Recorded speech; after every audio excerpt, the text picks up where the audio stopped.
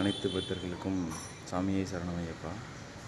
இன்றைக்கி என்ன தகவல் பார்க்க போகிறோன்னா, ஸ்பாட் புக்கிங் வந்து பார்த்திங்கன்னா 3 இடத்துல ஸ்பாட் புக்கிங் பண்ணுறாங்க.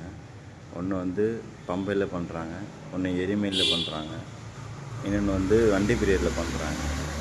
வண்டி பீரியடில் பண்ணிவிட்டு புல்மட்டு பாதையில் வந்து நம்ம பக்தர்லாம் போய்க்கலாம்.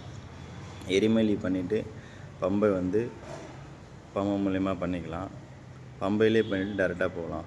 கூட்டம் அதிகமாக இருக்கிறதுனால எங்கே வந்து கம்மியான கூட்டம் இருக்கோ அங்கே வந்து பக்தர்கள் வந்து ஸ்பாட் புக்கிங் பண்ணிக்கோங்க. அதோட முக்கியமான விஷயம்னா கூட்ட நெரிசல் வந்து ஜாஸ்தியாக இருக்குது.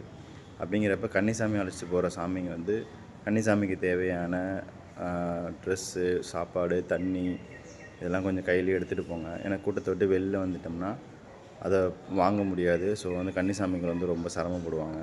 ஸோ கன்னிசாமி அழைச்சிட்டு போகிற சாமிங்க சாப்பாடு, தண்ணி அவங்களுக்கு தேவையானதை எடுத்துகிட்டு போனீங்கன்னா கன்னிசாமிகள் சிரமம் இல்லாமல் அழைச்சிட்டு போயிட்டு வரலாம்.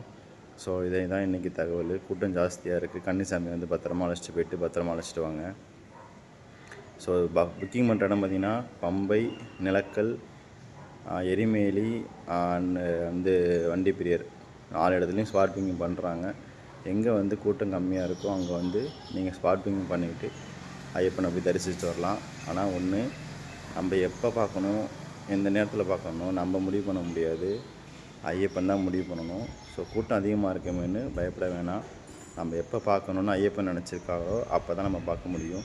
ஸோ அதை பற்றி நீங்கள் பயப்பட வேணாம். சாமியே சரணம் ஐயப்பா.